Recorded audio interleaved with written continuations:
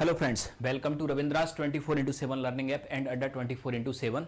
तो GS NCERT, तो इस सीरीज की लास्ट क्लास में हम लोग आपके देख रहे थे क्या कि भारत के अंदर किस तरह से central government and state government आपकी कार्य करती है। ठीक है, अब आज की क्लास में हम देखते हैं कि लोकल गवर्नमेंट आपके इसका क्या आपके टीयर होता है, क्या स्ट्रक्चर होता है। फिर उसके बाद में हम जुडिशरी के सिस्टम को समझेंगे और इस पूरे सिस्टम को समझने के बाद में हम लोग एंटर करेंगे किसके ऊपर, कॉन्स्टिट्यूशन यानी कि संविधान के ऊपर। ठीक, तो नेक्स्ट अब हम अगली हेडिंग समझते हैं आपके लोकल गवर्नमेंट।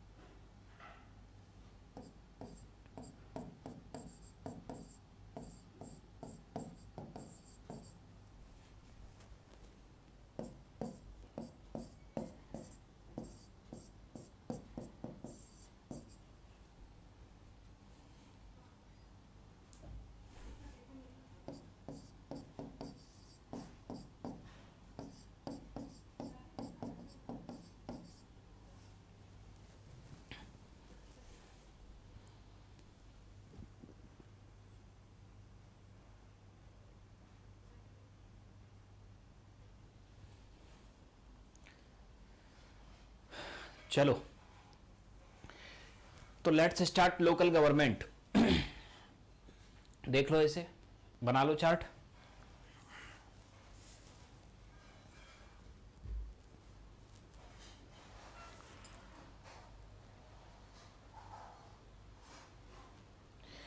तो लोकल गवर्नमेंट यानी कि आपके स्थानीय सरकार। तो सबसे पहले हम स्थानीय सरकार को आपके समझें कि स्थानीय सरकार हम कहते किसे हैं। ठीक है, तो जब किसी स्थानीय क्षेत्र का शासन, ठीक है, कहाँ का शासन, किसी स्थानीय क्षेत्र का शासन स्थानीय लोगों के द्वारा किया जाए, तो इस कंसेप्ट को हम कहते हैं लोकल गवर्नमेंट यानी कि स्थानीय सरकार। ठीक, तो लोकल गवर्नमेंट यानी कि आपके स्थानीय सरकार हम कहते किसे हैं कि जब किसी स्थानीय क्षेत्र का शासन स्थानीय लोगों के द्वारा किया जाए, तो यही कंसेप्ट आपके क्या कहलाता है, लोकल गवर्नमेंट। ठीक है, अब लोकल गवर्नमेंट की अगर हम बात करें आपके, तो लोकल गवर्नमेंट की हमें दो प्रकार की संस्थाएं दिखाई पड़ती हैं। कौन सी दो प्रकार की, एक रूरल रीजन में और एक अर्बन रीजन में। ठीक है, कहाँ, एक रूरल रीजन में और एक अर्बन रीजन में। रूरल रीजन में लोकल गवर्नमेंट की जो संस्था है उसे कहते हैं हम क्या, पंचायत। तो ग्रामीण क्षेत्र में आपके जो लोकल गवर्नमेंट की संस्था है उसे क्या कहते हैं, पंचायत। ठीक, अब समझना जरा, यहां सबसे पहले हम पंचायतों को यहां समझ लें। भारत के अंदर पंचायतों की एक त्रिस्तरीय व्यवस्था होती है, 3 टायर सिस्टम। अब ये पंचायतों का 3 टायर सिस्टम आपके कहता क्या है। ठीक, सबसे पहले आपके पंचायतों का 3 टायर सिस्टम ये कहता है कि ये है आपके कोई डिस्ट्रिक्ट, क्या है आपके कोई डिस्ट्रिक्ट, डिस्ट्रिक्ट के सभी गांव को मिला के आपके सबसे पहले पंचायत बनती है कौन सी, डिस्ट्रिक्ट पंचायत। ये पूरा आपके एक जिला हुआ और इस जिले के सभी गांव को मिला के आपके जो पंचायत आपके बनाई गई, इस पंचायत को ही हम कहते हैं क्या, डिस्ट्रिक्ट पंचायत यानी कि जिला पंचायत। ये इस जिले के सारे गांव हुए। ठीक, अब होता क्या है कि कोई डिस्ट्रिक्ट आपके विभाजित होती है किसमें, ब्लॉक में। ठीक, ये आपके ब्लॉक 1, ब्लॉक 2, डिस्ट्रिक्ट से छोटी यूनिट क्या हो गई, ब्लॉक हो गई, ब्लॉक 3 ये हो गया ब्लॉक 4। तो अब यहां क्या होगा कि डिस्ट्रिक्ट के सभी गांव को मिला के जो सबसे टॉप टीयर बनता है पंचायत का वो डिस्ट्रिक्ट पंचायत। उसके बाद आपके ब्लॉक के सभी गांवों को मिला के आपके बनती है अगली पंचायत कौन सी, ब्लॉक पंचायत। कौन सी पंचायत आपके बनती है, ब्लॉक पंचायत। तो ये आपके दूसरा अस्तित्व में आई ब्लॉक के अंदर, ब्लॉक पंचायत, ब्लॉक पंचायत या जनपद पंचायत। ये दूसरे लेवल की आपके पंचायत हुई, पंचायतों का सेकंड टीयर। और इसके बाद में हर विलेज के अंदर आपके होगी कौन सी पंचायत, विलेज पंचायत, विलेज पंचायत। ठीक है, तो अब यहां हमने देखा क्या कि डिस्ट्रिक्ट पंचायत जिले के सभी गांवों को मिला के, ब्लॉक पंचायत ब्लॉक के सभी गांवों को मिला के, और विलेज पंचायत आपके जो होती है वो किसी एक गांव की पंचायत को हम कहते हैं। अगर उस गांव के अंदर पॉपुलेशन ज्यादा हो तो एक गांव के अंदर एक से ज्यादा विलेज पंचायत हो सकती हैं, और अगर किसी गांव की पॉपुलेशन कम है तो 2 या 2 से अधिक गांव को मिला के भी एक पंचायत बना सकते हैं। ठीक, तो यह हुआ आपके ब्लॉक पंचायत। तो यह आपने देखा विलेज की पंचायत, विलेज पंचायत, ब्लॉक की पंचायत, ब्लॉक पंचायत, डिस्ट्रिक्ट के सभी गांवों को मिलाकर बनती है डिस्ट्रिक्ट पंचायत। ये 3 टायर सिस्टम हुआ। अब यहां आपके एक कंसेप्ट और होता है ग्राम सभा। ग्राम सभा ये भी समझ लो आप, पंचायत के सिस्टम में ग्राम सभा आपके क्या है। ठीक है, ये आपने देखा कि ये आपके कोई आपके विलेज है, ये आपके कोई क्या है, विलेज है। इस विलेज की हमने देखा कि इस गांव की जो आपके पॉपुलेशन है ये है मान लिया कितनी, 10,000। अब गांव की पॉपुलेशन भले ही 10,000 है, लेकिन क्या इसके गांव में पूरे 10,000 लोग वोट डालते होंगे, संभव ही नहीं है, क्योंकि गांव में कुछ बच्चे भी होंगे, कुछ बाहर के लोग भी होंगे जिनके पास वोटर आईडी कार्ड नहीं होगा। तो इस गांव में हमने देखा कि जो वोटर हैं वो हैं आपके कितने, 8,000। ठीक, पॉपुलेशन कितनी है, 10,000, और वोटर हैं कितने, 8,000। तो इसका मतलब ये जो 8,000 लोग हैं इन्हीं को हम कहेंगे ग्राम सभा। तो ग्राम सभा का मतलब आपके होता है किसी गांव के सभी पंजीकृत मतदाता या किसी गांव के वे लोग जिनके पास वोटर आईडी कार्ड होते हैं, या गांव के आपके वे लोग जिनके पास वोटर आईडी कार्ड है, वो ग्राम सभा के आपके सदस्य होते हैं। तो हमने यहां आपके देखा क्या कि ग्राम सभा किसी गांव के सभी पंजीकृत मतदाताओं को मिला के बनती है, यानी गांव के वोटर को मिला के ग्राम सभा बनेगी। तो इसका मतलब जब कभी भी विलेज पंचायत का इलेक्शन होगा तो गांव के सभी लोग वोट नहीं डालेंगे, सिर्फ वो लोग वोट डालेंगे जिन पर वोटर आईडी कार्ड है, और जिन पर वोटर आईडी कार्ड है वो सभी किसके सदस्य हैं? ग्राम सभा के। तो ग्राम सभा डायरेक्ट इलेक्शन करेगी विलेज पंचायत का। इसका मतलब विलेज पंचायत उत्तरदायी होगी किसके प्रति? ग्राम सभा के प्रति। ठीक, तो ये आपने टियर देखा किसका? पंचायत का। तो भारत के अंदर 3 tyre Panchayati Raj system, district panchayat, block panchayat and village panchayat. ठीक, और ये ग्राम सभा, ये तीनों टियर क्लियर हुए। अब आते हैं इससे आगे।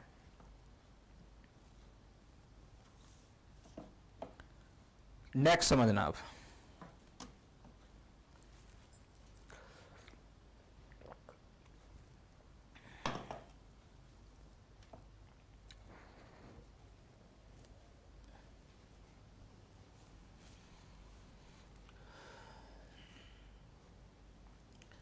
अब अगला कंसेप्ट समझना शहरी क्षेत्र।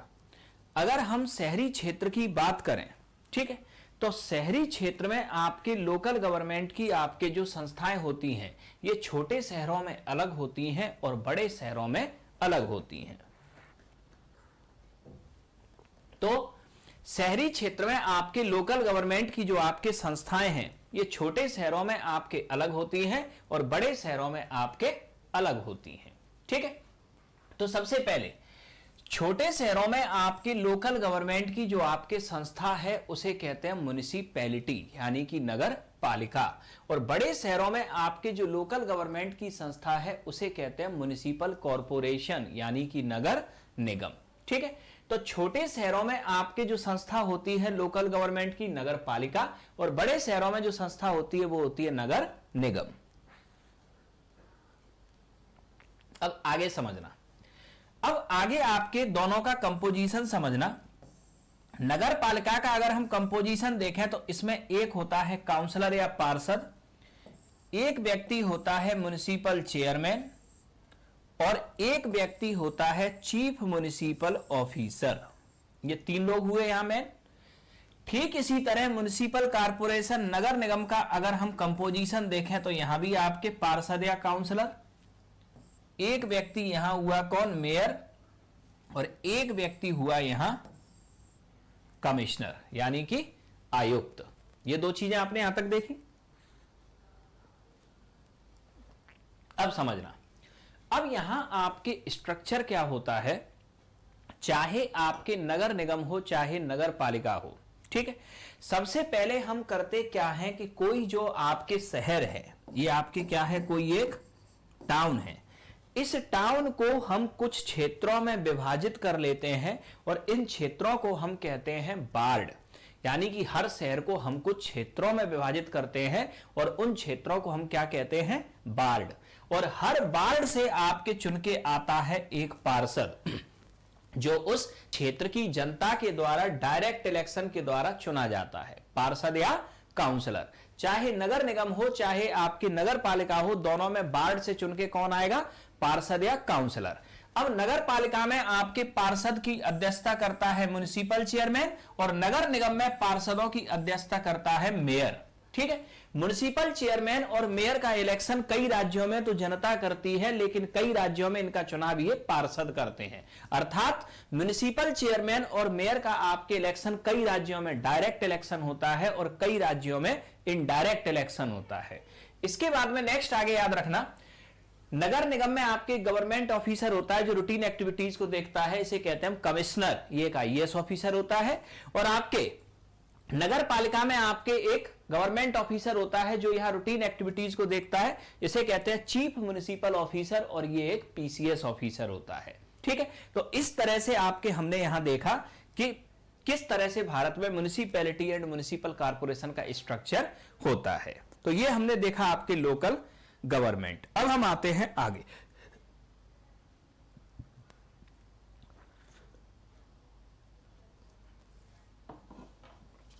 अब नेक्स्ट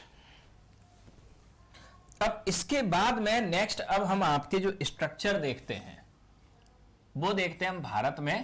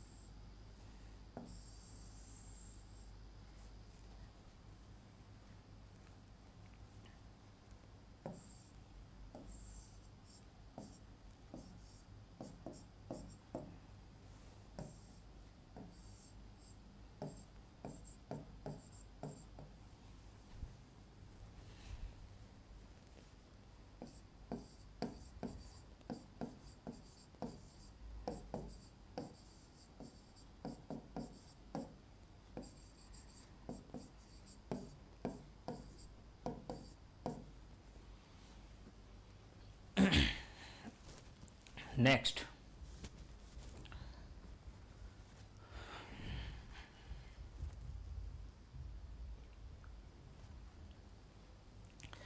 तो अब हम लोग समझते हैं आपके इंडिया के अंदर जुडिशरी सिस्टम को, ठीक है, यानी कि न्यायपालिका यानी कि जुडिशरी। तो जुडिशरी की अगर हम लोग आपके बात करें तो इंडिया के अंदर आपके जो जुडिशरी सिस्टम है वो आपके किस तरह का है, इंटीग्रेटेड जुडिशरी, एकीकृत न्यायपालिका। एकीकृत न्यायपालिका से तात्पर्य यह है कि नीचे से लेके ऊपर के स्तर तक की सभी जो जुडिशरी या न्यायालय हैं वो क्या हैं, जुड़े हुए हैं, एक लाइन में आपके जुड़े हुए हैं।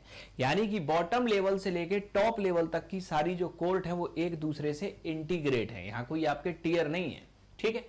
अब अगर हम जुडिशरी के टॉप पर देखें तो देश में सर्वोच्च पोजीशन पे आपके होता है सुप्रीम कोर्ट, सर्वोच्च न्यायालय।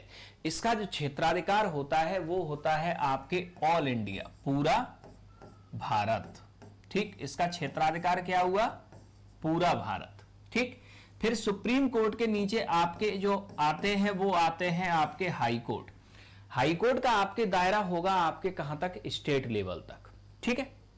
यह हुआ, कई बार आपके कॉमन हाई कोर्ट बना दिया जाता है 2 या 2 से अधिक स्टेट के लिए। इसके बाद में आपके नेक्स्ट आता है तीसरा tier, district and session court, जिला एवं सत्र न्यायालय, डिस्ट्रिक्ट एंड सेशन कोर्ट। जैसा कि नाम से ही समझ में आ रहा है ये आपके कहां होगा, ये कोर्ट जिला स्तर पे, ठीक है। अब ये जो आपके डिस्ट्रिक्ट एंड सेशन कोर्ट है, यहां 2 प्रकार के जज आपके बैठते हैं। कितने प्रकार के जज, 2 प्रकार के, एक डिस्ट्रिक्ट जज और एक सेशन जज, ठीक है। डिस्ट्रिक्ट जज मतलब जिला जज और सेशन जज मतलब आपके सत्र न्यायाधीश, ठीक है। डिस्ट्रिक्ट जज आपके वह व्यक्ति होता है जो सिविल मैटर यानी कि दीवानी मामलों में आपके डिसीजन देता है। किन मामलों में, दीवानी मामलों में डिसीजन देता है। और सेशन जज आपकी वह व्यक्ति होता है जो क्रिमिनल मैटर यानी कि आपराधिक मामलों में डिसीजन देता है। तो यहां संक्षेप में समझ लो कि दीवानी मामले किन्हें कहते हैं और आपराधिक मामले किन्हें कहते हैं। तो दीवानी मामले आपके वे मामले होते हैं जो आपस के आपसी लेन देन, आपसी विवाद से संबंधित होते हैं, जैसे कि मकान मालिक किराएदार का विवाद, ठीक है। इस टाइप के आपके जो विवाद हुए, किसी की जमीन पर कब्जा कर लिया, ये विवाद आपके हुए, जमीन का बंटवारे को लेके विवाद, ठीक है, दीवानी मामले। आपराधिक मामले का मतलब होता है हत्या, अपहरण, बलात्कार, इस प्रकार के जो मामले होते हैं ये आपराधिक मामले होते हैं, ठीक। अब आते हैं हम इसके आगे। अब यहां याद रखना, डिस्ट्रिक्ट एंड सेशन कोर्ट, जिला एवं सत्र न्यायालय से आपके नीचे ये जो जुडिशरी होती है, इसमें आपको ये ध्यान रखना है कि सिविल मैटर की जुडिशरी यानी दीवानी मामलों के न्यायालय आपके होंगे अलग, और क्रिमिनल मैटर की जुडिशरी यानी आपराधिक मामलों के जो न्यायालय होंगे आपके अलग, ठीक है। अब यहां याद रखना, सिविल मैटर की जुडिशरी आपके, ठीक, यानी दीवानी मामलों के न्यायालय अलग होंगे और आपराधिक मामलों के न्यायालय अलग होंगे। अब आगे जो आपको ध्यान रखना है वो ये याद रखना है, दीवानी मामलों में डिस्ट्रिक्ट एंड सेशन कोर्ट से नीचे दीवानी मामलों का जो न्यायालय होता है उसे कहते हैं हम सब ऑर्डिनेट कोर्ट, अधीनस्थ न्यायालय। और इसके नीचे दीवानी मामलों की सुनवाई करने वाला जो सबसे छोटा कोर्ट होता है उसे कहते हैं मुंसिफ कोर्ट, मुंसिफ न्यायालय, ठीक है। तो दीवानी मामलों की सुनवाई करने वाला आपके डिस्ट्रिक्ट एंड सेशन कोर्ट से नीचे कौन सा कोर्ट होगा, सबऑर्डिनेट कोर्ट, और उसके बाद मुंसिफ कोर्ट। वहीं आपके क्रिमिनल मैटर की सुनवाई करने वाले आपके जो छोटे कोर्ट होंगे डिस्ट्रिक्ट एंड सेशन कोर्ट से, वो court of chief judicial magistrate और उसके बाद कोर्ट ऑफ जुडिशियल मजिस्ट्रेट, ठीक है। यहां आपके जो अधिकारी बैठता है इसी को हम बोलते हैं सीजेएम, चीफ जुडिशियल मजिस्ट्रेट, ठीक है। अब इसके बाद में आते हैं आगे। अब इन सारे न्यायालयों को अगर हम कैटेगराइज करें आपके, तो यहां याद रखना कि मुंसिफ कोर्ट और कोर्ट ऑफ जुडिशियल मजिस्ट्रेट ये वो आपके न्यायालय हैं जो अधिकतम कितने की सजा दे सकते हैं, 3 साल। Subordinate court and court of chief judicial magistrate ये वो न्यायालय हैं जो अधिकतम कितनी सजा दे सकते हैं, 7 साल। 7 साल से ऊपर की सजा वाले जितने भी मामले होंगे वो डिस्ट्रिक्ट एंड सेशन कोर्ट में इंट्रोड्यूस किए जाएंगे। और डिस्ट्रिक्ट एंड सेशन कोर्ट की अगर हम बात करें तो ये सेंटेंस टू डेथ यानी कि मृत्यु दंड तक की सजा सुना सकता है। और इसके बाद हाई कोर्ट और सुप्रीम कोर्ट ये तो किसी भी प्रकार की सजा को सुना सकते हैं। तो ये हमने आपके देखा क्या, जुडिशरी। तो भारत में ये है आपके किसका पैटर्न, जुडिशरी का पैटर्न, ठीक है। अब नेक्स्ट तो ये हमने अभी तक आपके समझा, वो आपके समझा ये, ठीक।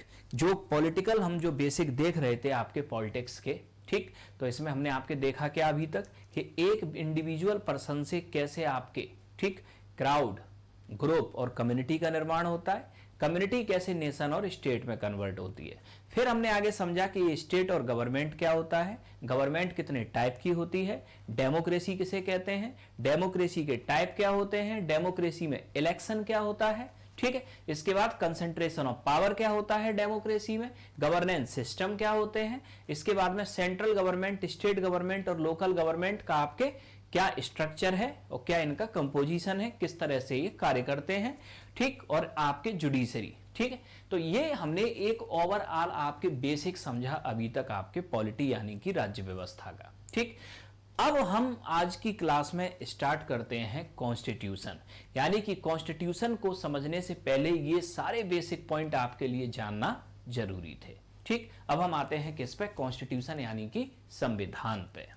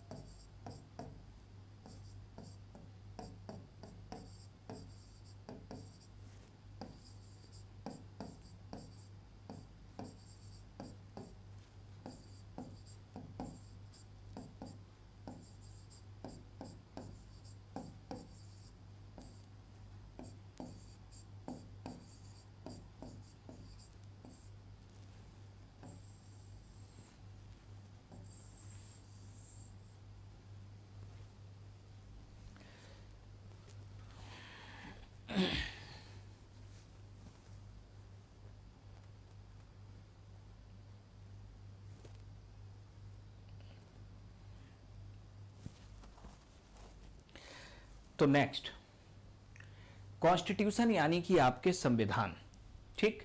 तो संविधान में जो सबसे पहले हम शुरुआती हेडिंग्स आपके समझेंगे वो क्या समझेंगे कि कॉन्स्टिट्यूशन हम कहते किसे हैं, कॉन्स्टिट्यूशन की हमें जरूरत क्यों पड़ती है, कॉन्स्टिट्यूशन के आपके क्लासिफिकेशन या टाइप कितने होते हैं, और डेवलपमेंट ऑफ इंडियन कॉन्स्टिट्यूशन, भारतीय संविधान का विकास, ठीक। इसके बाद में फिर हम इंडियन कॉन्स्टिट्यूशन के ऊपर आएंगे। तो सबसे पहले आपके कॉन्स्टिट्यूशन है क्या,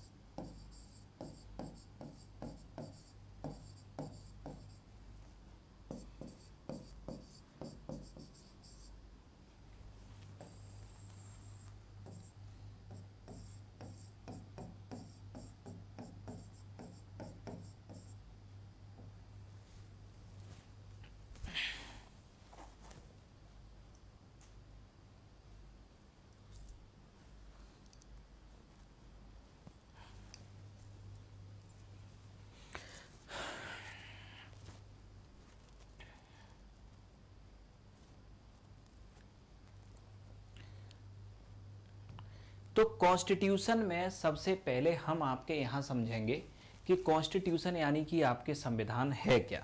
ठीक है, यहां तक आए सबसे पहले हम।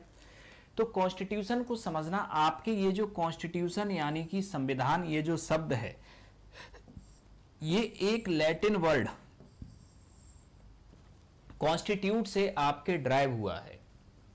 और कॉन्स्टिट्यूट का जो आपके अर्थ होता है ये होता है क्या, रूल ऑफ गवर्नेंस यानी कि शासन करने के नियम।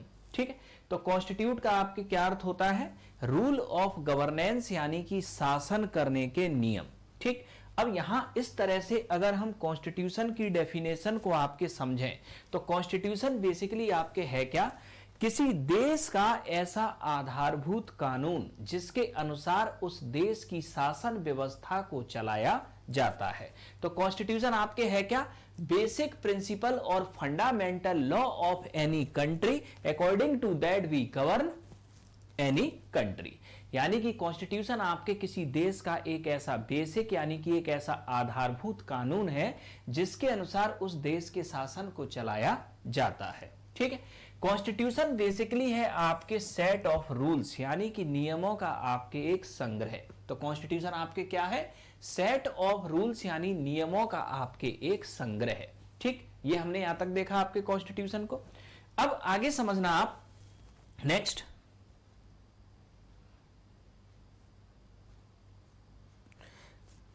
अब नेक्स्ट हम आगे समझते हैं कि कॉन्स्टिट्यूशन की आपके जरूरत क्यों पड़ी। किसकी जरूरत क्यों पड़ी, कॉन्स्टिट्यूशन की आपके जरूरत क्यों पड़ी, या कॉन्स्टिट्यूशन की जरूरत क्यों होती है।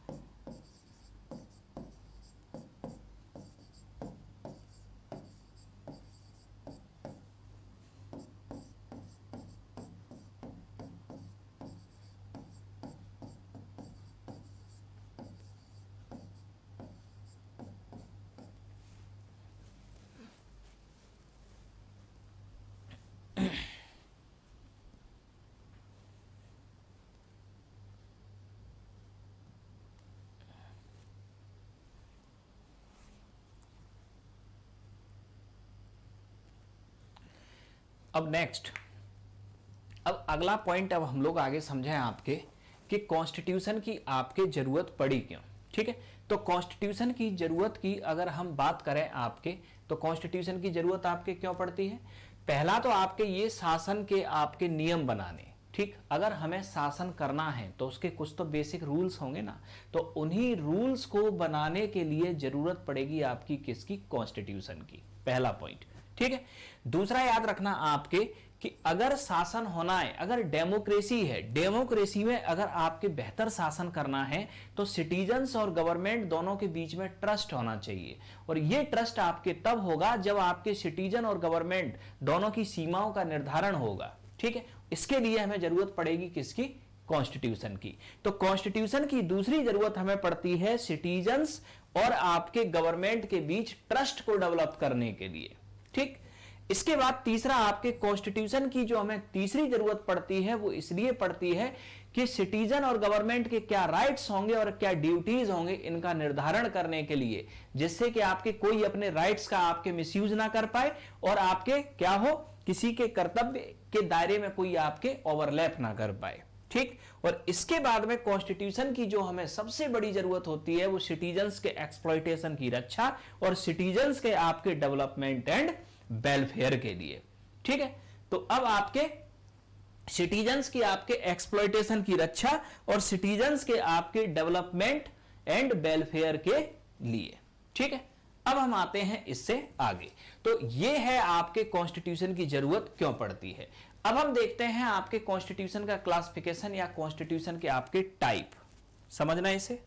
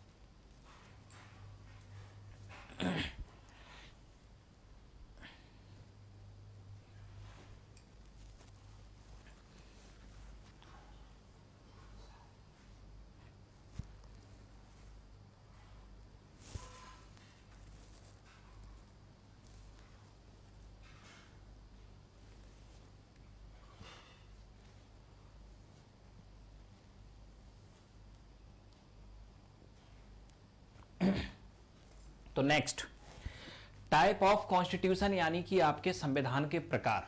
तो टाइप ऑफ कॉन्स्टिट्यूशन की अगर हम बात करें आपके, तो सबसे पहला टाइप आपके कॉन्स्टिट्यूशन का रिटन कॉन्स्टिट्यूशन यानी कि लिखित संविधान। लिखित संविधान आपके वह संविधान आपके होता है जो पूरी तरह से रिटन फॉर्म यानी कि लिखित रूप में आपके उपलब्ध हो। ठीक है, रिटन कॉन्स्टिट्यूशन का एग्जांपल अगर हम देखें तो यूएसए एंड इंडिया, इन दोनों देशों का कॉन्स्टिट्यूशन रिटन है। ठीक, दूसरा याद रखना कि वर्ल्ड का जो सबसे पुराना रिटन कॉन्स्टिट्यूशन है वो है आपके कहां का, यूएसए। यूएसए का संविधान 1789 में एनफोर्स हुआ था। ठीक, इसके बाद में दूसरा याद रखना अनरिटन कॉन्स्टिट्यूशन, अलिखित संविधान। अलिखित संविधान आपके जो रिटन फॉर्म में आपके ना हो यानी कि लिखा हुआ ना हो, ये आपके संविधान है आपके कहां का, यूके का। ठीक है, दूसरा याद रखना कि वर्ल्ड का सबसे पुराना ओल्डेस्ट अनरिटन कॉन्स्टिट्यूशन है कहां का, यूके का। अब यहां एक क्वेश्चन याद रखना, क्वेश्चन अगर पूछा जाए आपके कि वर्ल्ड का ओल्डेस्ट कॉन्स्टिट्यूशन किस देश का है, तो यूके, क्योंकि यूके का 1215 में शुरू हुआ है जबकि यूएसए का 1789। ठीक, वर्ल्ड का सबसे पुराना अनरिटन कॉन्स्टिट्यूशन यूके, वर्ल्ड का सबसे पुराना रिटन कॉन्स्टिट्यूशन यूएसए। ठीक है, अब आते हैं इसके बाद आगे। अब नेक्स्ट आगे समझना,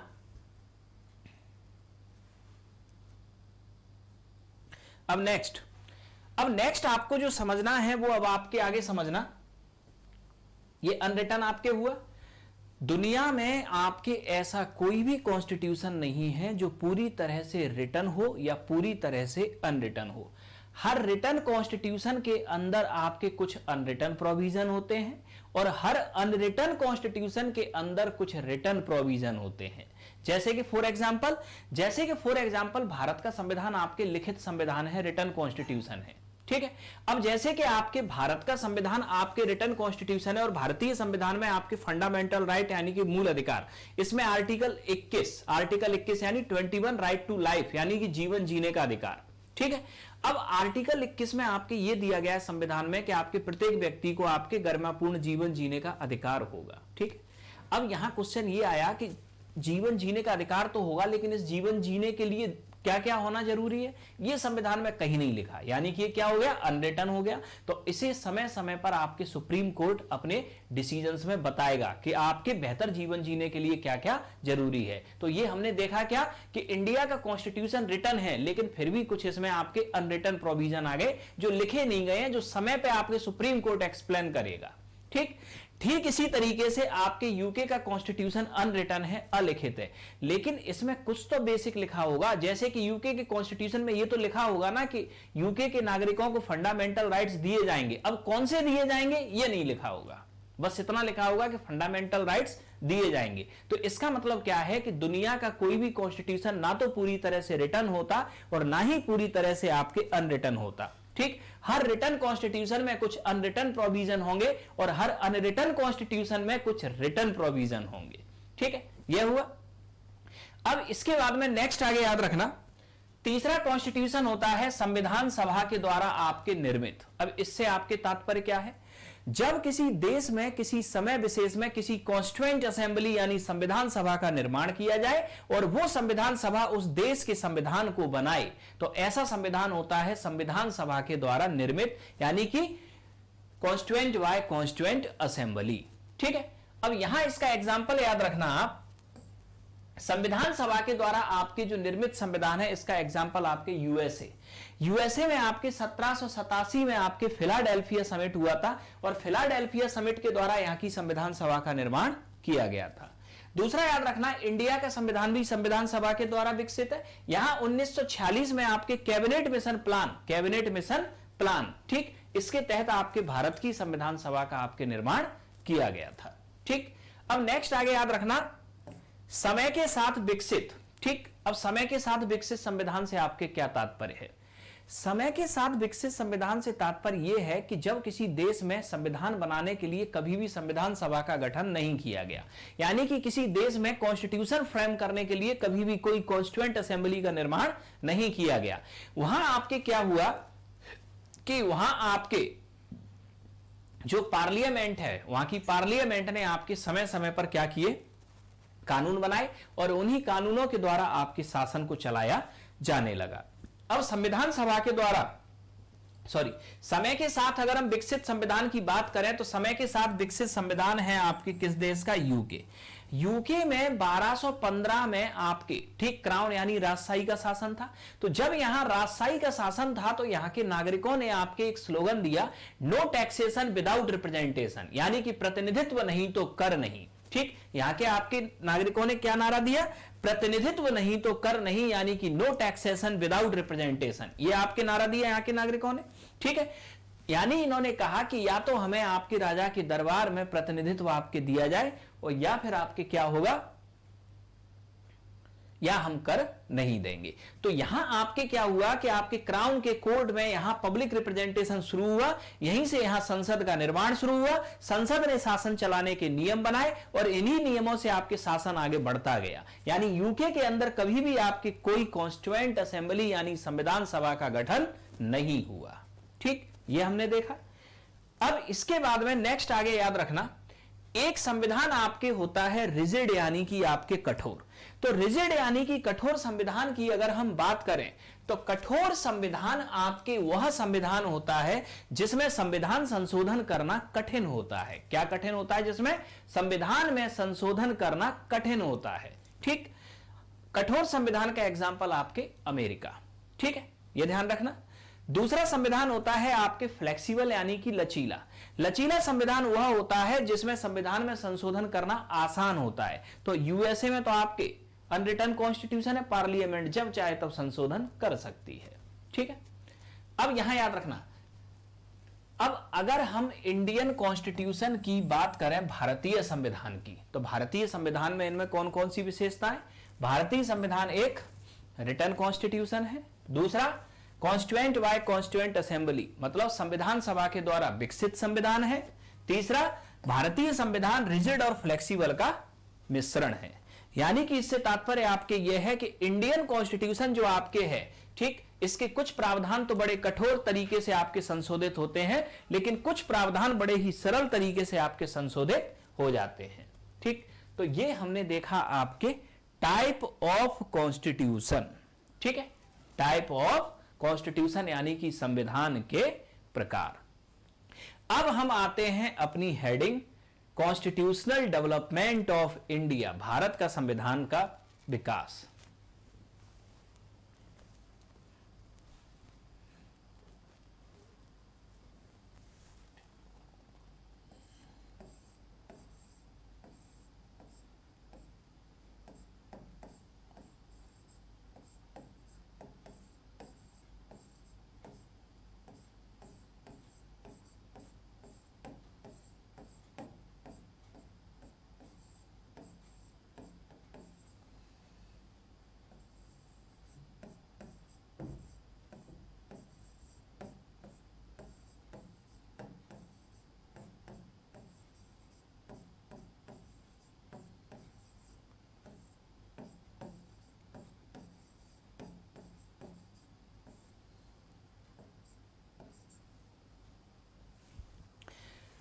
तो कॉन्स्टिट्यूशनल डेवलपमेंट ऑफ इंडिया यानी कि आपके भारत का संवैधानिक आपके विकास। अगर हम भारत के संवैधानिक विकास की बात करें तो सबसे पहले तो हम ये देखें कि भारत का संवैधानिक विकास आपके शुरू हुआ कहां से है। ठीक, तो अगर आप बुक की बात करो तो बुक में भारत का संवैधानिक विकास आपके शुरू होता है कहां से? Regulating act 1773। ठीक, यहां से आपके शुरू होता है। अब हम जरा थोड़ा सा और पीछे चलते हैं। सरल भाषा में आपके रेगुलेटिंग एक्ट रातों रात तो आया नहीं होगा, कुछ तो कारण रहे होंगे जो आपके रेगुलेटिंग एक्ट आया होगा। तो इससे पीछे की भी हमें कुछ कहानियां समझनी पड़ेंगी। ठीक है, तो यहां आपके कॉन्स्टिट्यूशनल डेवलपमेंट को, इसको पूरे को हम स्टोरी की फॉर्म में समझने की कोशिश करेंगे कि किस तरह से भारत में आपके कॉन्स्टिट्यूशन का डेवलपमेंट हुआ, तभी ये आपको याद रख पाएगा। तो समझना जरा अब यहां हम आगे ये समझते हैं कि अगर हम भारत के संवैधानिक विकास की बात करें तो हम भारतीयों को तो संविधान शब्द का अर्थ ही नहीं पता था, तो हम भारतीय तो संविधान बनाते ही क्या। ठीक है, अब हम भारतीयों ने संविधान आपके बेसिकली अगर बनाया, ठीक, तो इसके लिए हम थोड़ा सा बैक में चलते हैं। ठीक, तो सबसे पहले संविधान कहां का बनाना है, भारत का, तो सबसे पहले हम भारत तो बनाएं। भारत को भारत बनाने का जो श्रेय जाता है वो जाता है अंग्रेजों को। अंग्रेज जब तक भारत में आए नहीं थे तब तक इंडिया वर्ड था ही नहीं।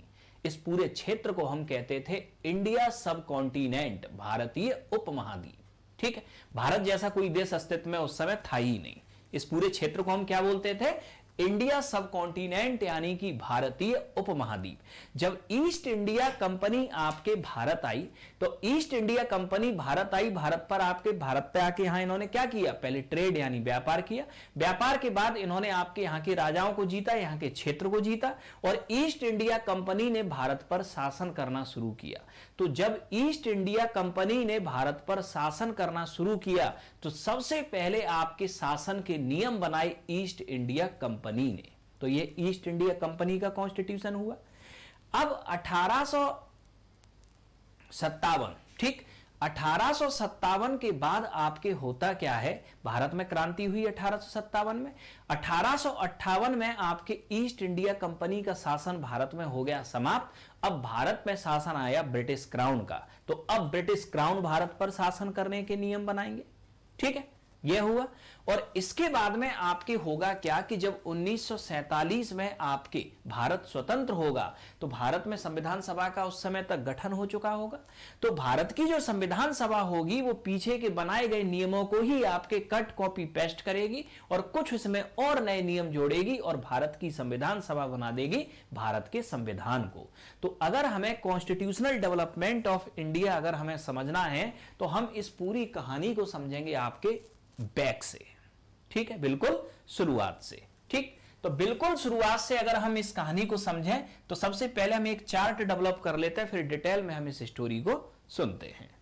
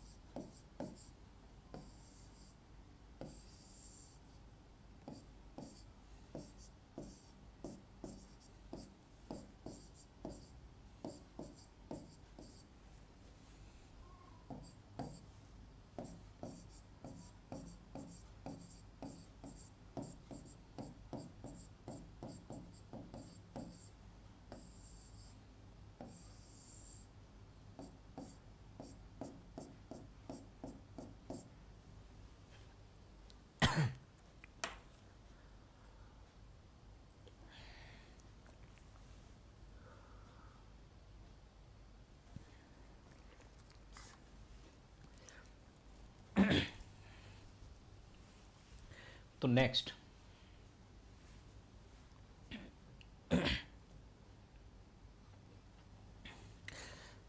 तो भारत का अगर हम संवैधानिक विकास यानी कि कॉन्स्टिट्यूशनल डेवलपमेंट अगर हम समझें, ठीक, तो भारत का संवैधानिक विकास समझने के लिए हमें चलना होगा आपके बैक में, ठीक, पीछे आते हैं हम इतिहास में। इंडिया के अंदर अगर हम देखें तो सबसे पहले ईस्ट इंडिया कंपनी का आपके आगमन कब हुआ? 1600 में, ठीक। ईस्ट इंडिया कंपनी भारत आई थी आपके कैसी कंपनी बनके? एक कमर्शियल कंपनी बनके, यानी कि एक वाणिज्यिक कंपनी बनके, ठीक है। और ईस्ट इंडिया कंपनी का जो भारत आने का जो उद्देश्य था वो सिर्फ आपके था क्या? ट्रेड, यानी कि व्यापार। इसके अलावा ईस्ट इंडिया कंपनी का कोई भी उद्देश्य आपके 16वीं सदी में नहीं था। पहली बार आपके ईस्ट इंडिया कंपनी का गठन होता है 1600 में एक वाणिज्यिक कंपनी के रूप में, और ईस्ट इंडिया कंपनी अपने गठन के 8 साल बाद 1608 में ये पहली बार आपके भारत आती है, ठीक। 1600 में गठन तो हुआ, लेकिन भारत पहली बार कब आई है? 1608 में। 1608 में आपके पहले अधिकारी थे ईस्ट इंडिया कंपनी के कैप्टन हॉकिंस, ठीक है। ये एक हेक्टर नामक जहाज से आपके भारत आते हैं, ठीक। अब आपके कैप्टन हॉकिंस ये हेक्टर नामक आपके जहाज से आपके आते हैं, ठीक। अब ये जो आपके कैप्टन हॉकिंस जब आपके आते हैं तो इनका ये पॉइंट याद रखना कि कैप्टन हॉकिंस जब अपने जहाज से आते हैं तो ये अपने जहाज को आपके लैंड कराते हैं कहां? सूरत, ठीक। ये कहां से आए? आपके इंग्लैंड से आए, और इंग्लैंड से आपके भारत में ये जहाज कहां लैंड कराते हैं? सूरत। अब यहां याद रखना कि सूरत ही क्यों? सूरत से नीचे भी तो ये पूरा कोस्टल एरिया है, यहां क्यों नहीं? सूरत से नीचे ये जो पूरा का पूरा ये जो क्षेत्र आपको जो वेस्टर्न कोस्ट पे दिख रहा है, यहां आपके पुर्तगाली पहले आ चुके थे और यहां पुर्तगालियों का पूरा अधिकार था, और ये पुर्तगाली यहां इंग्लैंड की कंपनी को इतनी आसानी से उतरने नहीं देते। तो ये आपके कैप्टन हॉकिंस सूरत यानी कि गुजरात में एंट्री करते हैं, ठीक है। अब 1608 में जब आपके कैप्टन हॉकिंस आपके आते हैं तो इन्हें आपके सूरत में परमिशन चाहिए होती है किसकी? एक फैक्ट्री बनाने की, ठीक। अब यहां फैक्ट्री शब्द से क्या आशय है? फैक्ट्री का मतलब ये नहीं कि कोई इंडस्ट्री लगाना है, यहां फैक्ट्री शब्द से आपके यहां ये आशय था, ठीक है। क्या आशय था फैक्ट्री शब्द से? कि यहां हमें जमीन मिल जाए आपके सूरत में, ठीक, एक जमीन मिल जाए जिसपे हम एक गोदाम बना दें, एक वेयर हाउस बना दें। जैसे ही हम जहाज लेके आए, जहाज से सामान उठा के हम वेयर हाउस में रख दें, क्योंकि जहाज तो इंतजार करेगा नहीं सामान बिकने का, और भारत से हम जो सामान खरीदें उसे भी हम वेयर हाउस में रख लें, और जब एक जहाज के बराबर सामान हो जाए तो उसे जहाज में लाद के कहां भेज दें? इंग्लैंड भेज दें। ये ऐसा इनका उद्देश्य था, ठीक है। तो अब आपके कैप्टन हॉकिंस 1608 में आपके ये चाहते थे सूरत में एक फैक्ट्री लगाना, यानी एक वेयर हाउस बनाना, और कैप्टन हॉकिंस इसके लिए आपके गए सूरत के राजा के पास। सूरत यानी कि गुजरात, और गुजरात जो था उस समय आपके ये मुगल साम्राज्य का आपके एक पार्ट था, और 1608 में आपके मुगल एम्परर था कौन? जहांगीर। लेकिन जहांगीर ने कैप्टन हॉकिंस को अनुमति नहीं दी, ठीक है। कैप्टन हॉकिंस आपके वापस चले गए।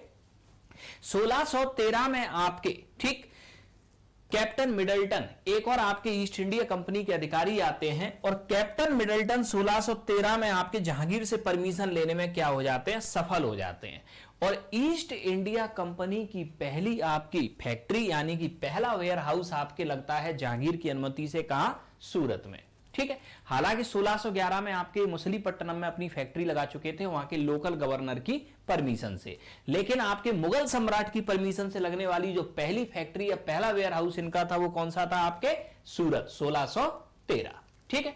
अब यहां आपके ईस्ट इंडिया कंपनी जब आपके भारत आई, एक बार इसकी एंट्री हुई। अब एंट्री हुई तो ईस्ट इंडिया कंपनी ने भारत के साथ धीरे धीरे आपके क्या किया? ट्रेड करना आपके शुरू किया, ठीक है। धीरे धीरे ईस्ट इंडिया कंपनी ने आपके ट्रेड करना शुरू किया, तो ट्रेड बढ़ा तो इनका आपके प्रॉफिट बढ़ा, ठीक है। अब प्रॉफिट आपके बढ़ा तो प्रॉफिट बढ़ने के साथ ही आपने क्या हुआ कि इन्होंने अपनी पावर को बढ़ाना आपके क्या किया? शुरू किया। धीरे धीरे इन्होंने क्या किया? अपनी पावर को बढ़ाना शुरू किया, यानी कि ईस्ट इंडिया कंपनी ने अपने आर्म्स, ठीक, आर्म्स के साथ अपने अंगरक्षक यानी कि बाउंसर्स, ठीक, अपने सैनिक, ठीक, ये धीरे धीरे इकट्ठा करना आपके भारत में क्या किया? स्टार्ट किया, ठीक। अब यहां आपके होता क्या है कि भारत में धीरे धीरे आपकी स्थिति यह हुई कि जब ईस्ट इंडिया कंपनी भारत आई थी तो ये पूरा भारत आपके किस डायनेस्टी के अंदर आता था? Mughal dynasty. East India company जब भारत आपके आई तब आपके ये भारत की स्थिति थी।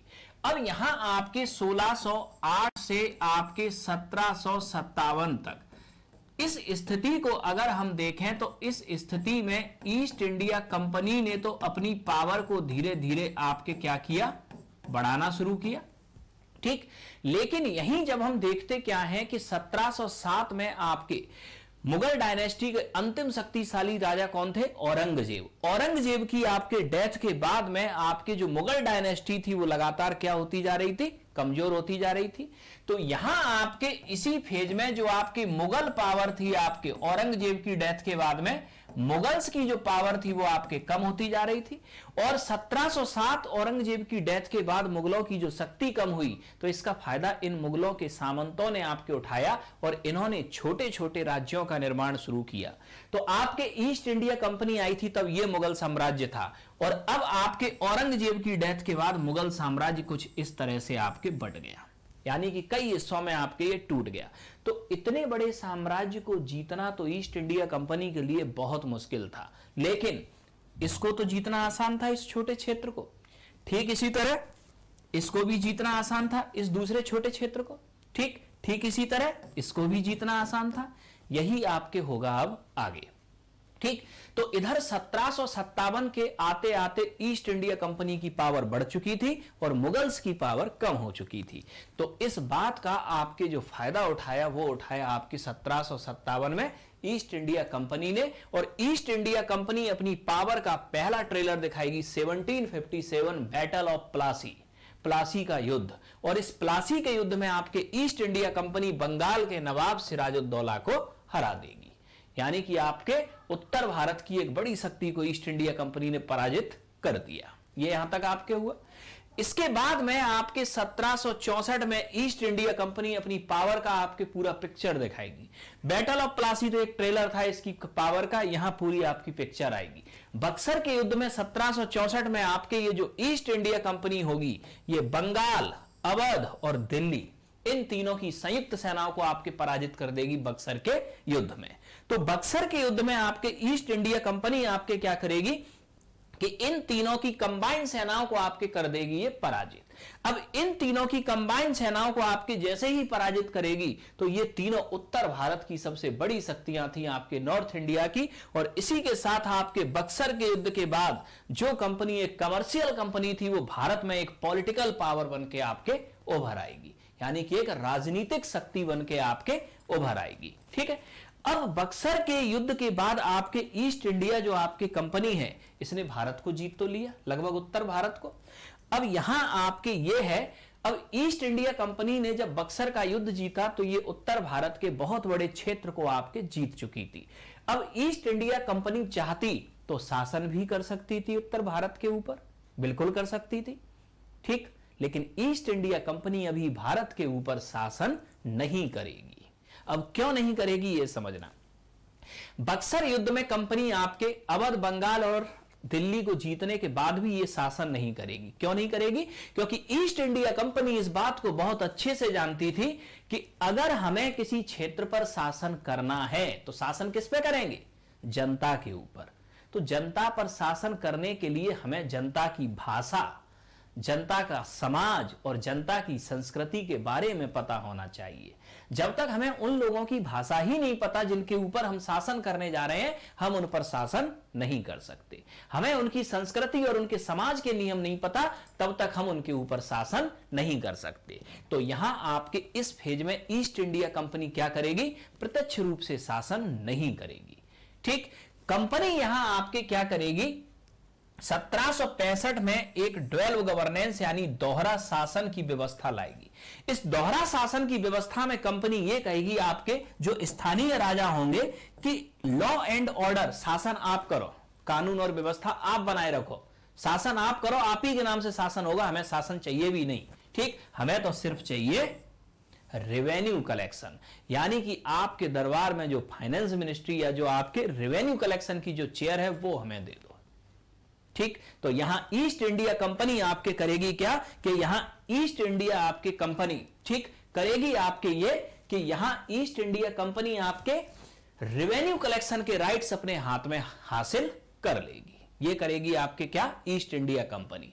और यही आपके 1765 में आपके ट्रीटी ऑफ इलाहाबाद, एक इलाहाबाद की संधि साइन होगी और इसी संधि के साथ ईस्ट इंडिया कंपनी को बंगाल, बिहार और उड़ीसा में रेवेन्यू कलेक्शन के आपके राइट्स मिल जाएंगे। राजस्व एकत्रण का अधिकार मिल गया यहां ईस्ट इंडिया कंपनी को। ठीक, अब आगे समझना है इससे आगे। तो यहां ईस्ट इंडिया कंपनी ने आपके शासन क्यों नहीं किया? क्योंकि उसे न तो भारतीयों की भाषा पता है, न धर्म पता है, न संस्कृति पता है, न समाज पता है। जैसे जैसे ये भारतीयों की भाषा, धर्म, संस्कृति और समाज को जानेगी, ये भारतीयों के ऊपर शासन करना शुरू करेगी।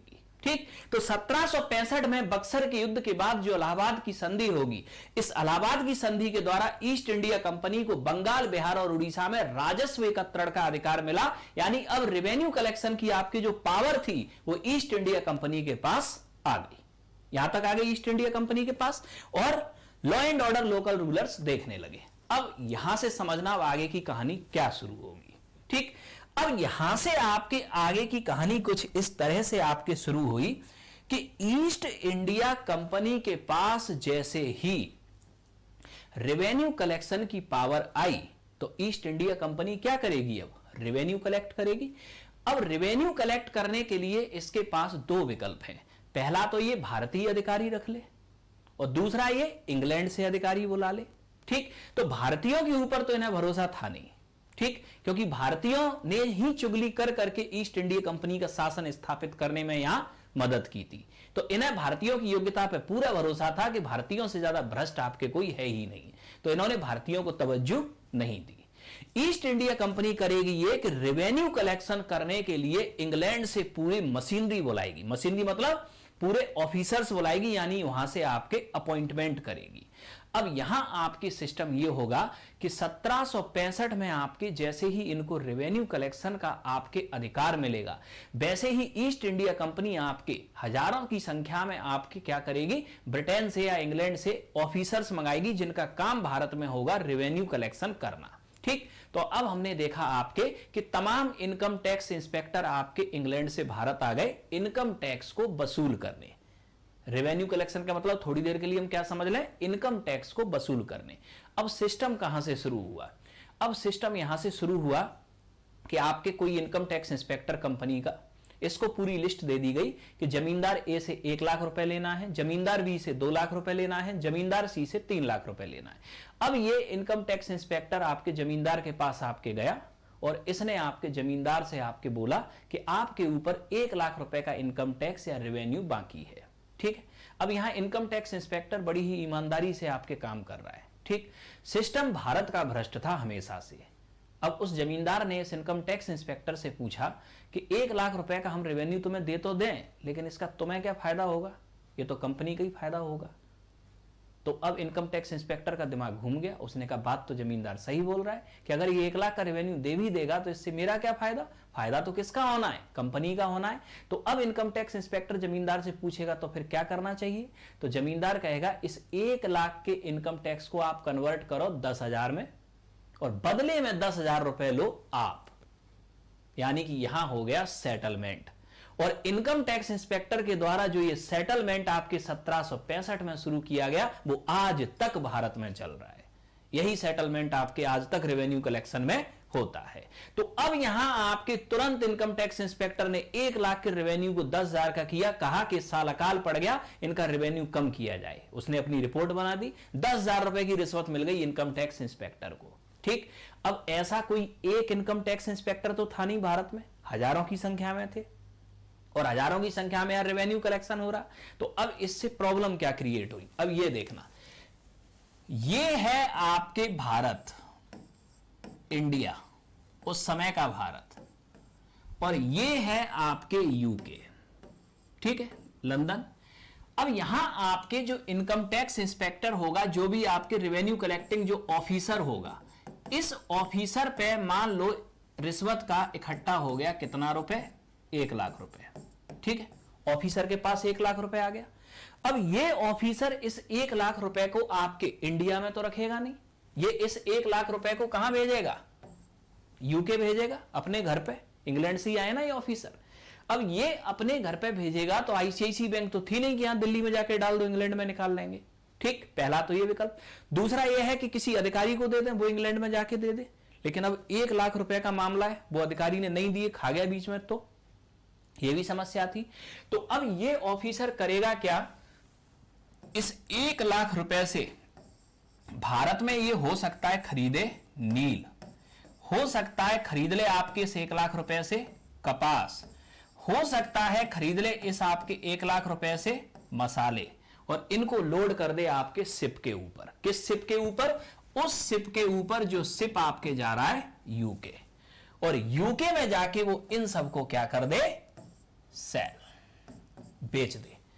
उस समय की स्थिति आपके ये थी कि भारत से जो 1 लाख रुपए का सामान आपके जाता था, वो यूके में जाके जब बिकता था तो ये लगभग बिकता था 50 लाख रुपए का, यानी 50 टाइम्स मार्जिन था आपके इंडिया और यूके के बिजनेस के बीच में। तो यहां आपने देखा क्या कि 1 लाख रुपए का सामान यहां 50 लाख का हो गया। इसका मतलब क्या हुआ? यहां इनकम टैक्स ऑफिसर अपने घर पे 1 लाख रुपए भेज रहा था, लेकिन पहुंचे कितने? 50 लाख। ठीक, अब 1765 में आपके ये शुरू हुई प्रोसेस। क्या इस 50 लाख रुपए को यहां पहुंचने में कोई एक्टिविटी हुई?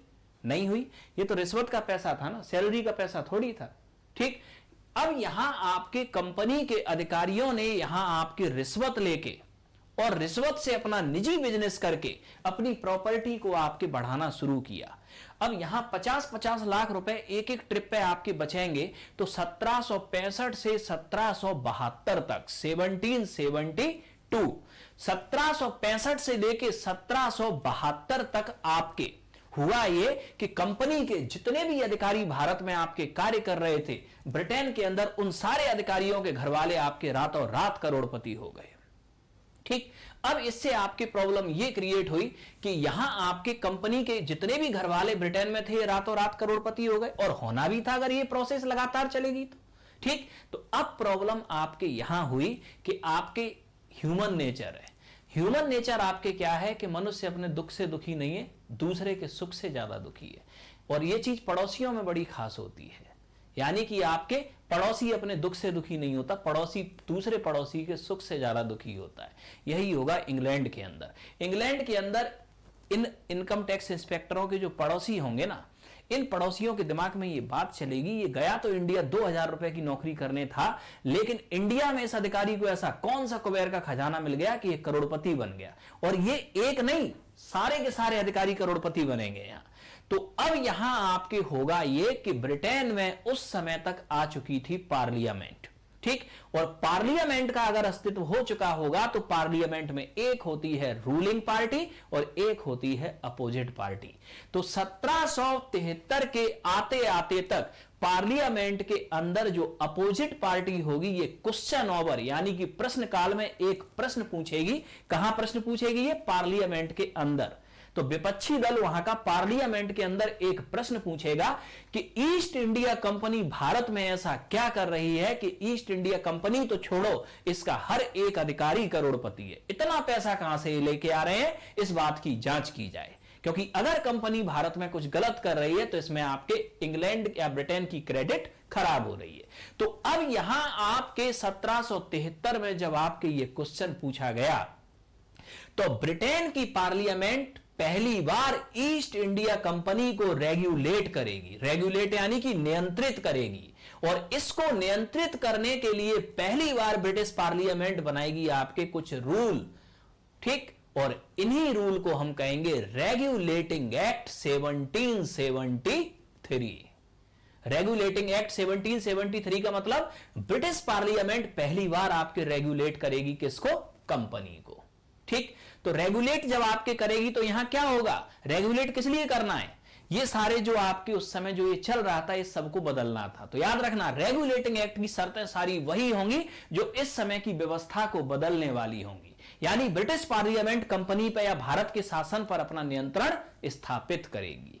ये सब आपके करेगी कौन? ईस्ट इंडिया कंपनी के ऊपर ब्रिटिश पार्लियामेंट। ठीक, तो इसकी पहली शर्त, कंपनी के अधिकारियों के रिश्वत लेने पर रोक लगेगी। ये रेगुलेटिंग एक्ट का पहला प्रोविजन। कंपनी के अधिकारी जो निजी व्यापार कर रहे थे इसके ऊपर रोक लगेगी, ये रेगुलेटिंग एक्ट का दूसरा प्रोविजन। ठीक, इसके बाद में आपके क्या होगा कि यहां आपके गवर्नर जनरल ऑफ बंगाल बनाया आपके जाएगा, जो सीधा आपके रिपोर्ट करेगा आपके कहां, इंग्लैंड के अंदर। ठीक, यानी इससे पहले गवर्नर ऑफ बंगाल होता था, अब गवर्नर जनरल ऑफ बंगाल होगा। ठीक, तो इन सारी चीजों की आपके शुरुआत होगी इस एक्ट के द्वारा। तो ये हमने आपके यहां देखा क्या, तो हमने आपके यहां ये देखा ये कि रेगुलेटिंग एक्ट की आपके कहानी किस तरह से शुरू हुई और किस तरह से आपके रेगुलेटिंग एक्ट आया। ठीक, तो यहां तक आप लोगों की समझ में आया होगा कि किस तरह से आपकी परिस्थितियां रही रेगुलेटिंग एक्ट की। इसको हम अब आगे समझेंगे अपनी नेक्स्ट क्लास में। तो आज इसी के साथ आपके फ्री क्लासेस का जो सेशन है वो आपके खत्म होगा और नेक्स्ट क्लास से आपकी सारी क्लासेस आपकी हो जाएंगी पेड। नेक्स्ट क्लासेस के बारे में बता दें कि आपके कॉन्स्टिट्यूशनल डेवलपमेंट ऑफ इंडिया का आपके ये जो टॉपिक है, ठीक, इस टॉपिक को अगर आप याद करने की कोशिश करोगे तो ये कभी याद नहीं होगा। और यहां पूरा टॉपिक हम आपको स्टोरी यानी कि इसी तरह कहानियों में सुनाएंगे, जिससे कि हर टॉपिक या हर चार्टर एक्ट या हर काउंसिल एक्ट या हर गवर्नमेंट ऑफ इंडिया एक्ट की आपको स्टोरी पता हो, जिससे कि वो याद आपको ज्यादा बेहतर तरीके से हो सके। तो मिलते हैं हम लोग अपनी नेक्स्ट क्लास में। Thank you all.